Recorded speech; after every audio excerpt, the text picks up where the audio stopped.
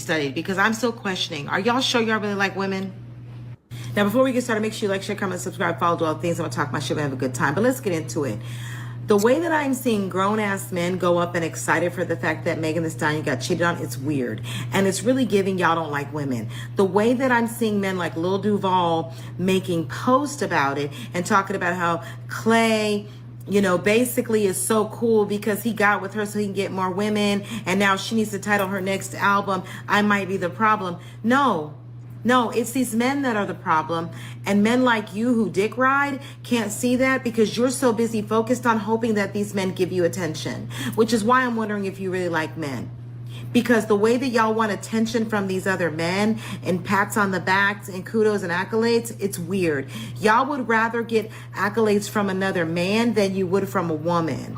And it's really given a lot of y'all have mommy issues, and you think because you love your mom, you don't have mommy issues, but what you haven't come to the understanding of yet, because you lack the depth and emotional intelligence to get it, is that you really have love for your mom, but you also resent her. And so when you get excited by women being harmed, that's that little boy in you, that little resentment, because y'all really are mad at her because your daddies didn't do what the fuck they were supposed to do. And you mad at her because you really can't be mad at him. And that's why y'all seek attention from these other men, because the way y'all perform for these men when you could really just say nothing, it's wild, especially when you're damn near 50 years old. And you could pull, well, these people are comedians and they get this and that. There's plenty of comedians not saying anything. It's because you're really a 50-year-old fucking child. That's why you're still in a little boy's body. This is why, you know, you're still 50 damn near calling yourself little, because that's a little ass mindset. And it's really weird because when you're 50 and you're excited about a 31-year-old woman being cheated on and you're damn near 50, it's very odd. Like, you literally could have had her in high school and have been a parent to this person. And you're over here making fun of the fact that she was cheated on. And you need to really wonder why. And this is why y'all continue to date all these women, you know, like with people who, y'all have an abundance of women around you, women who wouldn't give you the time of day if you weren't who you were. But you have those abundance of women because you're really not happy with yourself. And so you are looking for some satisfaction in having a whole bunch of women because it makes you feel like a man. Black men have for black women better than Kevin Samuels. Klay Thompson has exposed the absolute hatred black men have for black women better than Kevin Samuels did. He has exposed them to a depth that I don't think we were even ready to handle. I've been saying for at least 3 years now, maybe longer, that this is a season of exposure. And you know, seasons can go on for generations. And this is somehow worse. And we all know how bad Kevin Samuels was. And then to hear his supporters still to this day, well, you know, when he first started, he was on the men. Yeah, but the men didn't make him any money. So he got on women and never let up. He got worse and worse as they gave him more and more power. At least with the Kevinette beef blowers, we knew what we were dealing with because it was a certain type of male, you know, dusty, busted, angry, bitter, broke. We knew what we were ugly. We knew what we were dealing with them. But now, whew, this is something sinister. And especially with all of the unalivings that have been happening back to back to back to back to back by the hands of these creatures. This is something different. It's something vile. It's evil at this point. At first it was just mean, and we know that they were just mad that we were leaving them behind, and that they didn't take advantage of the same things that we have, like college, job opportunities. They were just waiting to ride for free off of our hard work. And when we said no, that needed to stop. That's when they got angry. So we knew what we were dealing with. But now, my 30th anniversary of graduating from my beloved Cheney University is this year, 1996. My 30th year is this year. And I'm not going to homecoming because of how the males who I thought were my brothers, the males who I would have laid my life down for because I thought that we were family. Not after this.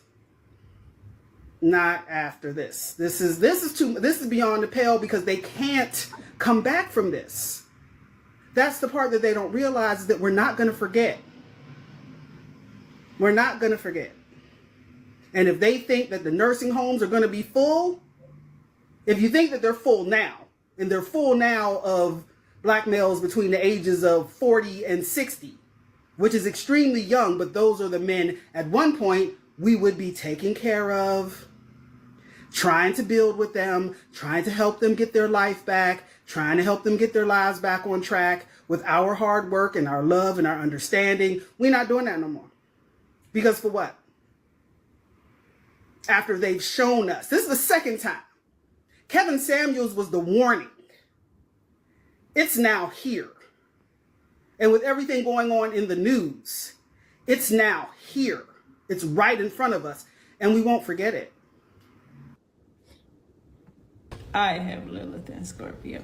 What this does is it creates a woman.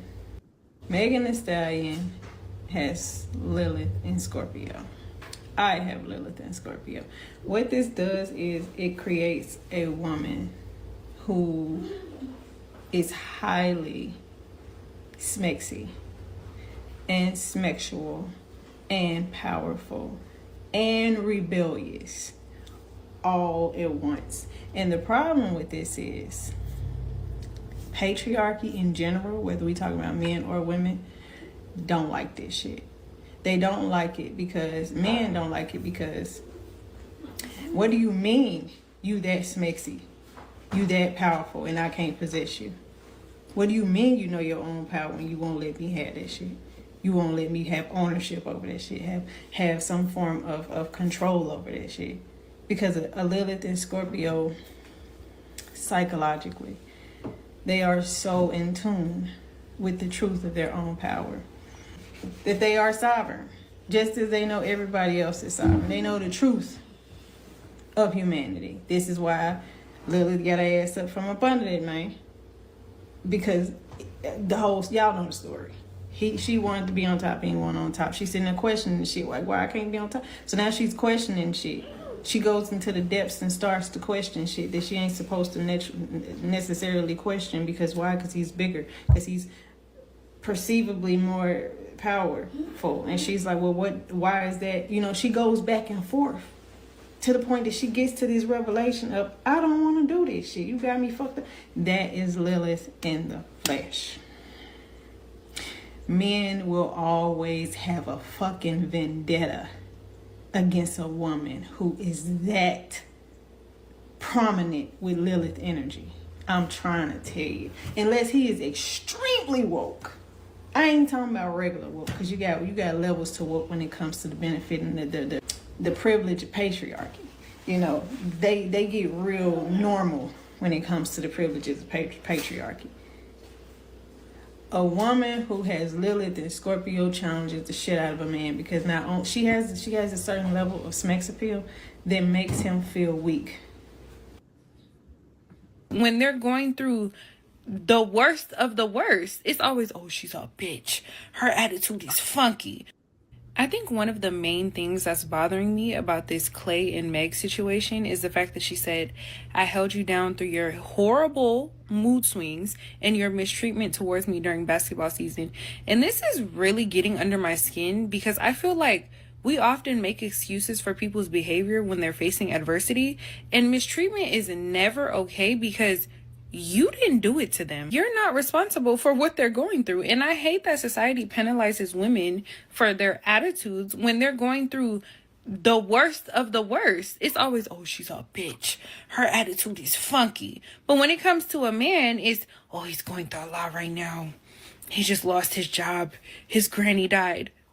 They're always coddled. And I think we be forgetting that these are grown men. Stop infantilizing them. The same way you're a grown woman and you know how to regulate and control your emotions, he should be able to do the same thing. Like, hello, aren't the men supposed to be the leaders? Like, I'm so confused. I am confused. And I don't care how much a man apologizes for his lash outs and his mood swings or whatever the case may be, because without change behavior, it's manipulation, and depending on what's happening, it may or may not be emotional abuse too, and we're not doing that. Stop holding these men down through troubled times, because 9 times out of 10, they will not do that for you, okay? They're not writing for you the same way that you're writing for them. We learned that when we heard Mendici say that he would not hold Yandy down if the roles were reversed. That blew my mind. Are you insane? Nothing good ever comes from holding a man down. When it's all said and done, you're literally left to pick up the pieces with all this pain and trauma because you lack boundaries. And it's not fair to you, and it's not worth it, because most of the time they just go on with their lives. Obviously, leaving someone when they're going through things, it's a lot easier said than done, right? But he doesn't get to emotionally abuse you and play this hot and cold game because he's having a hard time. You wouldn't do that to him. So don't allow him to do that to you.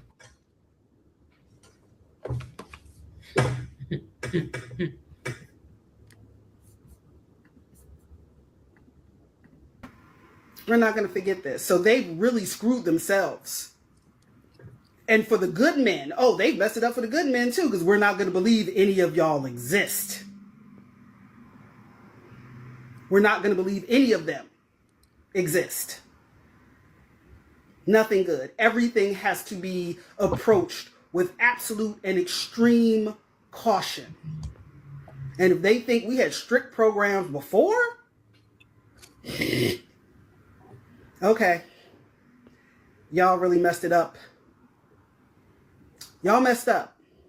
All of you underneath my voice, y'all messed up. And y'all allowed it. Because this has been stemming since Tommy Sotomayor, whatever his name was.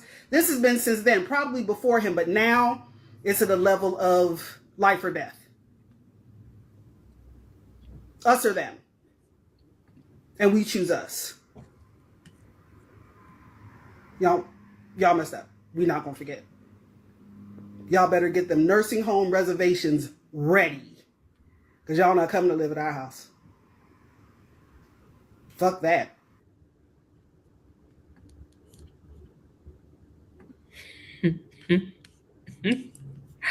Oh, right. Humiliation. I saw a post from Jasmine's Garden, I'll tag her below, about why it makes sense that black witches all over are lighting black candles with Clay's name carved into them. It's not just specifically about what happened to Meg.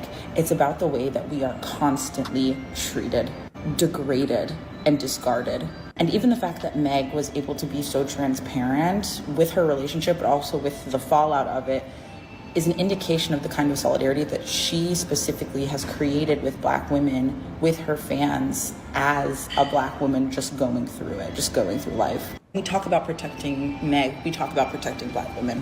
When we say believe black women, trust black women, care for, love black women, Megan is a perfect example of that. Okay, what do you guys think so far? Well, I'd like to hear her talk more about the mistreatment of black